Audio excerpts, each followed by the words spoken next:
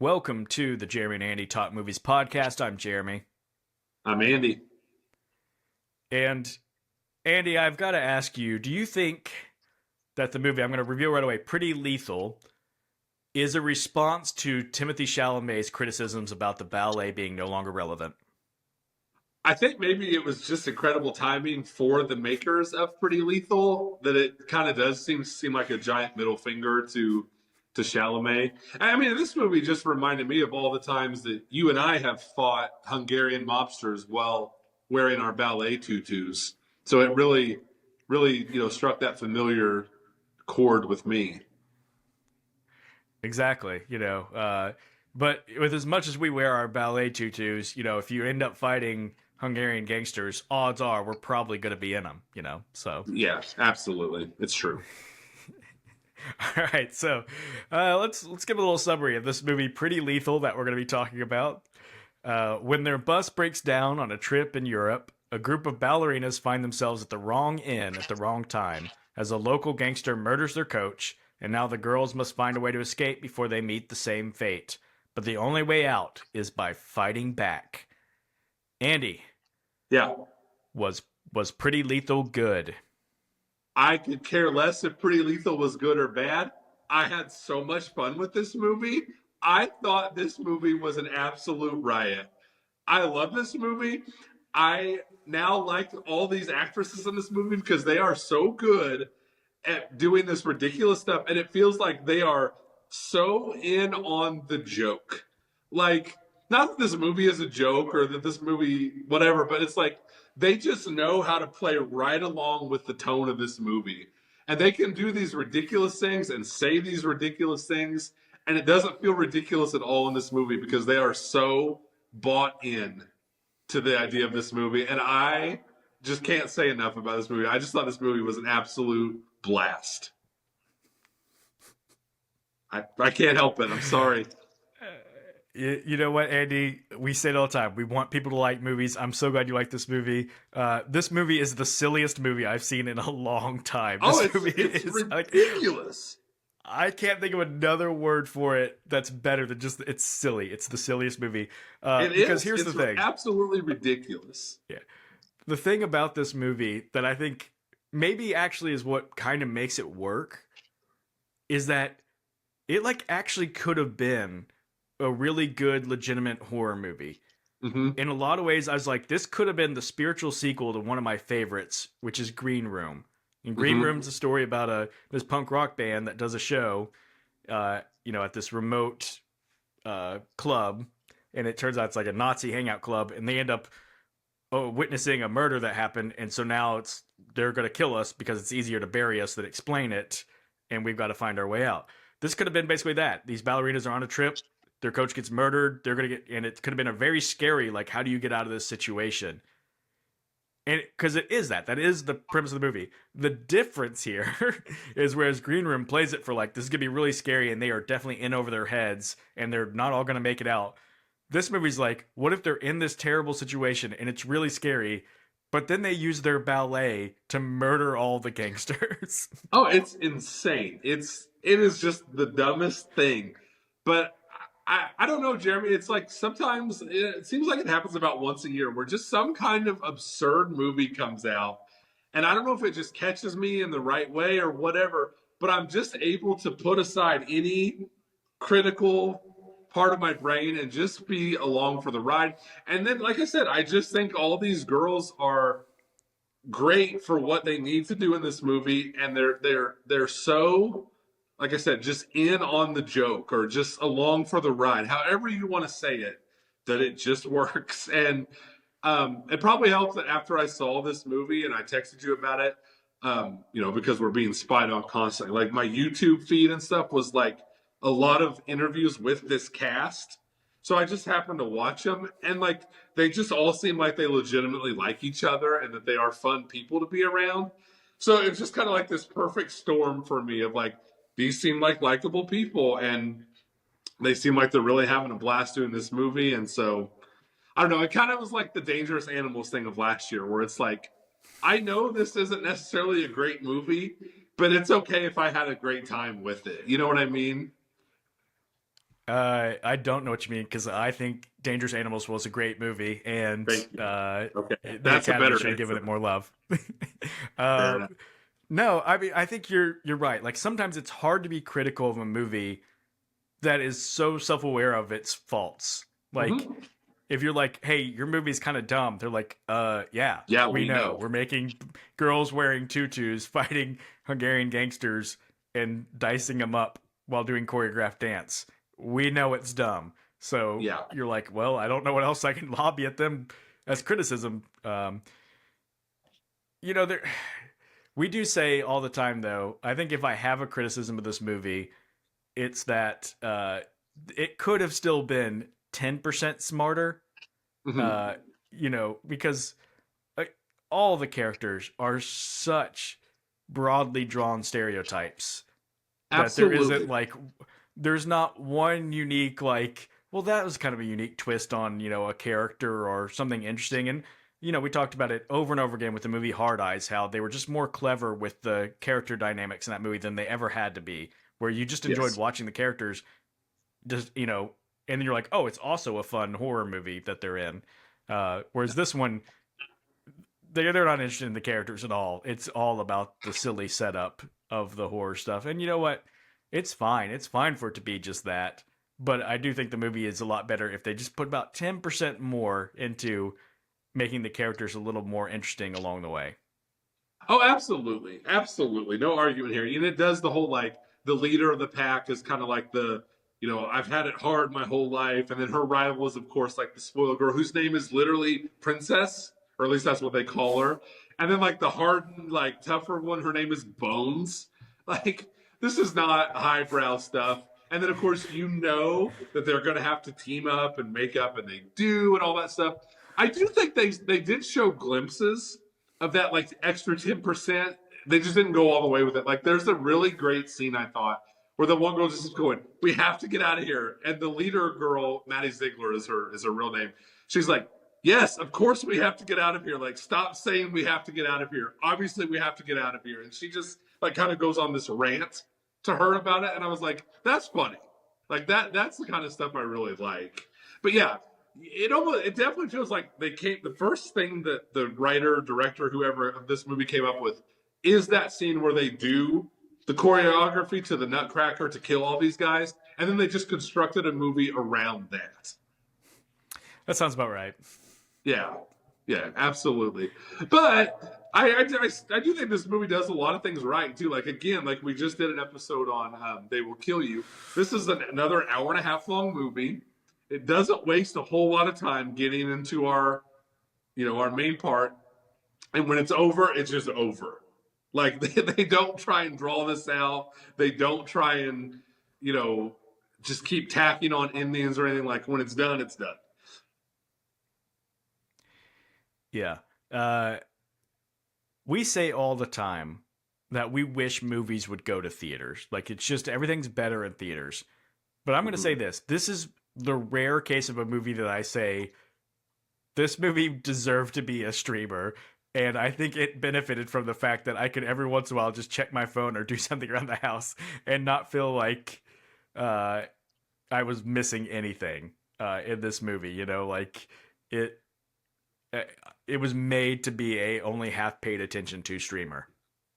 I actually agree completely with that, and I'm very against these movies going straight to streaming. But I do think this is the one that needs it. And like, if you're gonna just go straight to Amazon Prime, like, not that you can't like go for it in the theater, like we just did, They Will Kill You. That very much just goes for it.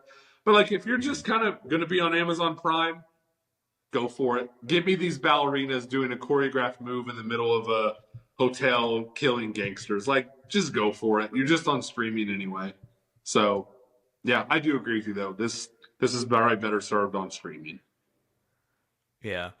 Uh, how do we feel about Uma Thurman being the one of the main bads of this movie? Where I couldn't decide if it was cool that they got Uma Thurman or if I thought poor Uma Thurman. I am undecided. At the end of this movie, when she is like in full makeup and ballet tutu and monologuing about how she should have been given the role as the prima ballerina and she has a fake leg and she's getting ready to set off bombs. I was like, uh oh, is Uma Thurman just like, yeah, I'm Uma Thurman and I'm cool and I can pull this off? Or is Uma Thurman kind of jumping the shark a little bit? I still don't know where I lay.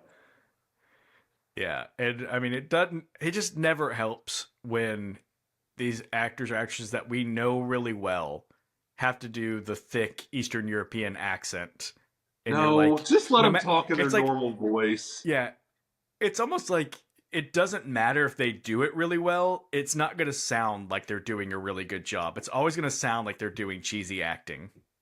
And that's exactly what it sounds like. And it's distracting. Like, who cares? You have ballerinas, razor blading gangsters to death. Just let Uma Thurman talk in her normal voice. Who cares? What's it matter? Yeah.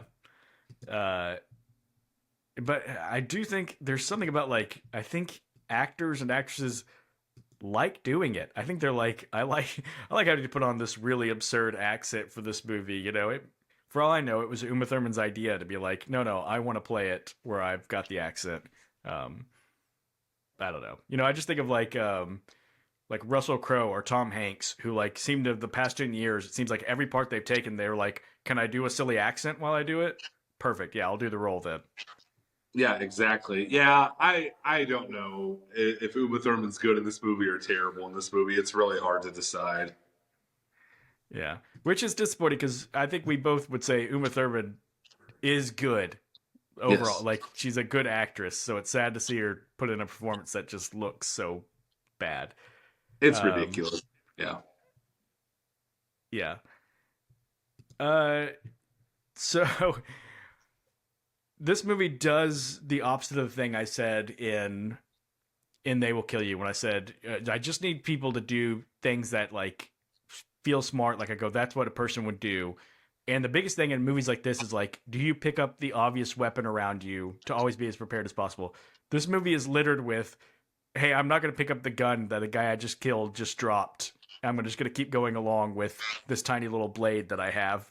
And that in a movie that like shouldn't have nitpicks like that, that's the type of nitpick I was getting hung up on. No, absolutely. I came into this episode knowing I was going to be enthusiastically excited about this movie, and knowing that this movie would probably drive you nuts, but also knowing that like you're exactly right in what you're saying. Like I am not arguing anything you say. Yeah, these guys have like machine guns and all kinds of stuff, and they're like, no, this 2 inch long razor blade. If I shove it into my ballet slippers, it can be a cool weapon. Yeah. Uh and then when they do that long choreographed ballet dance together as they just wipe out a room full of gangsters, it is some of the all-time, if you pay attention to the gangsters, not the ballerinas, they are just standing there waiting to get smashed Waiting in to the head die. with a hammer or waiting to get cut. Like they are putting up the worst amount of fight I've ever seen in a movie. Oh, absolutely. No argument whatsoever, Jeremy. I'm sure they were probably counting on us as an audience being way more focused on the absurd ballerina dancing that's going on. Oh, no.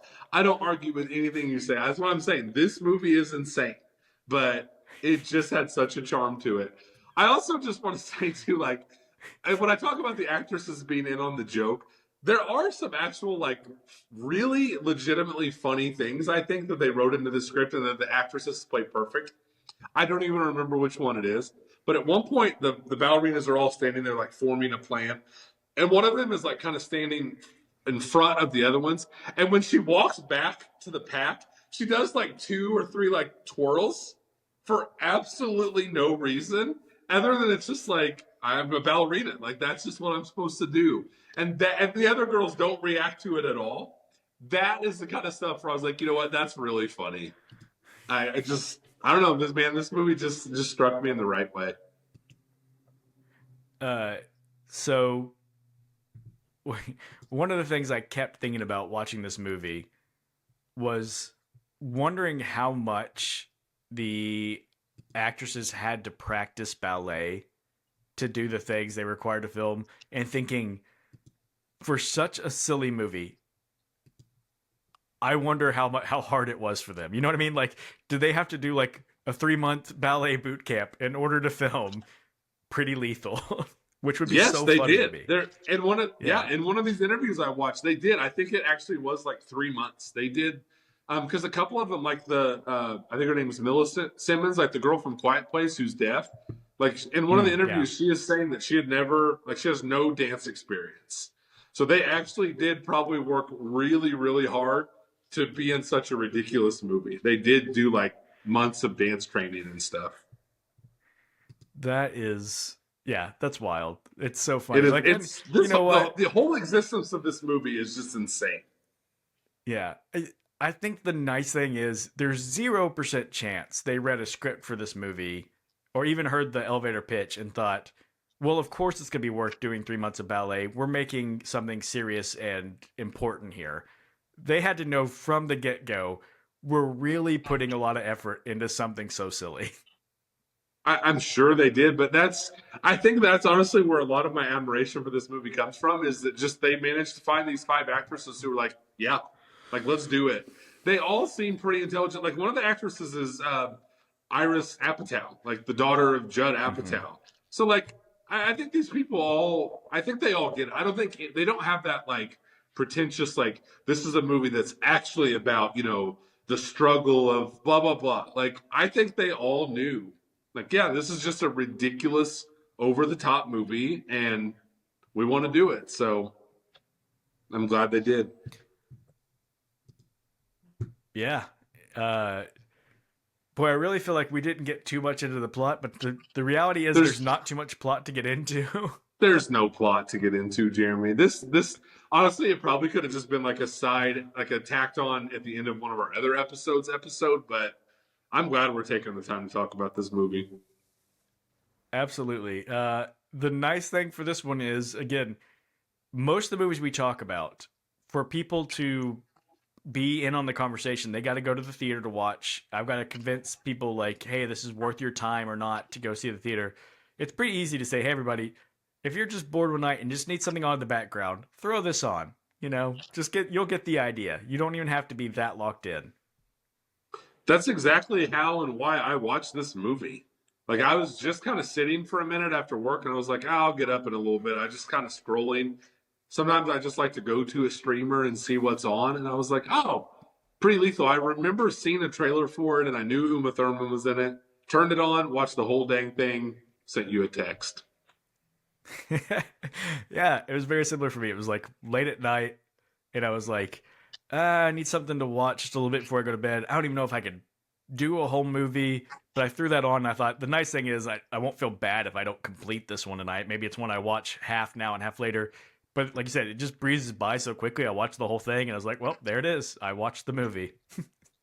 And yeah, it's so harmless. I think that like it's just hard to be mad at this movie or to be like, well, this was so stupid when such and such happened. Like we could do a 2 hour podcast just nitpicking this movie because it's absurd, but I don't know. It had a just a joy to it that I was on board with. Yeah, and I'll say maybe the best way to watch this movie is if you are the type of person who likes to, when you're hanging out with your friends, throw on a movie that you can kind of talk during and poke fun at and make jokes as you watch, sort of mystery science theater style, whatever that's called. This is a great candidate for that. Hang out with your friends, watch this movie together, laugh together, have fun together, make fun of it together, and it'll be a great source for you. Absolutely. I think this is a great hangout movie. And it's like you're hanging out, you need to get up and go grab another slice of pizza or something. You're gonna be fine. You don't have to ask anybody to pause this movie for you. You're not gonna miss anything important. Not at all. Uh, so once again, nothing we could do about about box office for this one because it's straight to streamers. So I am just curious because I feel like the demographic for this is probably not us. It's probably more like your kids, Andy. So did your kids watch this movie? So they haven't seen it yet. Molly, who's been on here before, she came by the house last night, and I was watching it again. I was just watching the big choreographed scene, and she was just like, she kind of just had this look on her face, and she was like, "What is this?" And I was like, exactly. And I think she will. And I will say this too: like the main ballerina Bones, like my kid Molly and my other daughter Katie, they immediately clocked who she was because they like she's got a strong social media presence. She apparently was on Dance Moms when she was like a little kid, so like they immediately knew who she was, and they're like, "Oh, that's Maddie Ziegler," and I was like, "Oh, you know who that is?" And they're like, "Oh yeah, like a lot of people know who she is." So that's a thing. And I honestly thought she was did a really good job in this movie. So I kind of be interested to see what she does going forward. Yeah, that's interesting. I had no idea that she was a known person. I She saw is a that known person. she had been in a couple movies I'd seen, but I guess parts that were small enough I didn't. I was like, I have no idea what she was in that movie. Yeah. So yeah, that's interesting. Uh, I will say, Rotten Tomatoes. I am blown away by this, Andy. The critic score is 63%. I would have bet my house that it was below 50, like Yeah. easy. Push all my chips in. There's not a chance Yeah. this movie's topping 50. But I guess the critics were probably, I mean, like, not that 63 is this tremendous number, but we're probably mostly like us where they're like, it's not like it doesn't know that it's a problem. I mean, that's really the thing is movies are the worst when they're trying to be something more than they are. When they're, Madam Web was trying to be like a serious, cool superhero movie and was bad. Yes. Yes, that's a great way to put it. This movie, yeah, this movie is like the anti Madam Web in a way, where it's like they know exactly what this is. I also like this is so out of place, but I do want to throw this into the conversation because I also love the ending of this movie. Like, so okay, who cares about spoilers? Like Uma Thurman has rigged this mansion to blow up because this guy also killed her dad. I think I don't know. It's convoluted. So she blows up the Well, mansion. yeah. Go I ahead. was gonna say her dad owed the guy money, and instead of the guy killing her Yes. dad, the guy took He her cut off leg, her and she leg. was supposed to be a ballet star, so he took away her Yes. ballet career. Yes, there we go. So they blow up this mansion. I'm pretty sure just so they can get the shot of the five ballerinas like jumping off the balcony as it explodes. They just Yes, immediately, like instantly, get up, hop on motorcycles that are just conveniently there and still have the key and everything, drive into the city and just straight up perform their ballet recital. They are just all drenched in blood, and it's just so great. And it's like they don't even try to make anything make any sense. And they check in, and that one girl that gets a great line where she just goes, "We're the Americans." And they do their yep, performance just soaked in blood, movie over. I just thought that was a hilarious ending. yeah. You're right. As soon as you started saying like I want to shout out the ending, I was like, oh yeah, that part where they're doing their ballet at the prestigious theater, and they are, you're right, just a mess. Yeah, it makes It no is funny. sense at all. In no scenario ever in the real world would that have happened. Yeah, for this movie, it was kind of the perfect ending. Yeah. And even even that to someone like me, I'm not actually upset. You have to just kind of laugh it off. But you're like, the most unrealistic part of that is they drove right into town and found in this foreign country exactly where they were supposed to go immediately. There was They in knew real life right where they had to it go. would it would have taken a whole day of just trying to communicate to people and figure out where are we supposed to go, where are we supposed to be. But And if you watch it again, when they pull up to this building, they just pull like literally directly up to the front door. It's like they don't even have to mess with parking anymore. They just park these bikes right up at the front door of this building and perform this dance and movie over. yeah, yeah. Oh my gosh. Andy, you know what? Thank you for making me watch this movie because I don't know if there's a chance I would have watched it without you saying, "Hey, if you get a chance, check this out." Um, and yeah, so thank So you for full that. disclosure, like honestly, I just because I know that you are a thinking man's movie watcher and you are a smart guy, and I just was dying to get your opinion on this movie. Like after I watched it, I mean, actually, like during the movie, as they are ballet kicking people to death with a razor blade, I was just like, I have to know what Jeremy thinks about this movie. Well, I mean, I gotta be honest. Does this like, would this be a worthy selection for like the worst of the year when we get there? Maybe, but I just feel like it's not going to make it because most of the movies that make that list are movies, like I said, that were trying to be good and are way more frustrating because they are failing to be what they're supposed to be. So, Yeah, yeah, this one's I so think it's a unoffensive in that way. I think it's really fun when a movie comes out that is just almost bulletproof from whatever criticism we would have for it.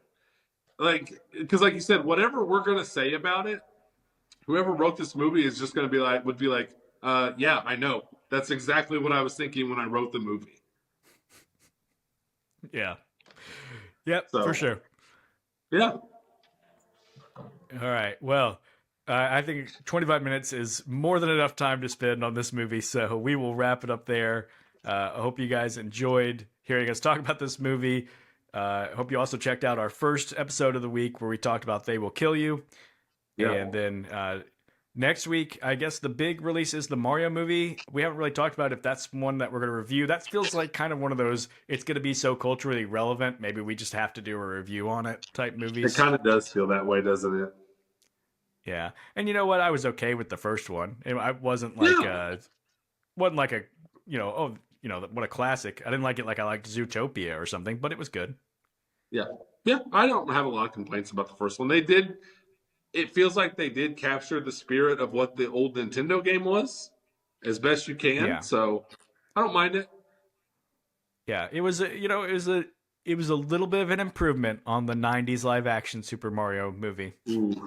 I don't know about that, Jeremy. That's one of the greatest movies ever made. That movie, we might have to do an episode just on that, like a watch along or something on that one. Talk about something that What a needs the Mystery Science Theater 3000 treatment.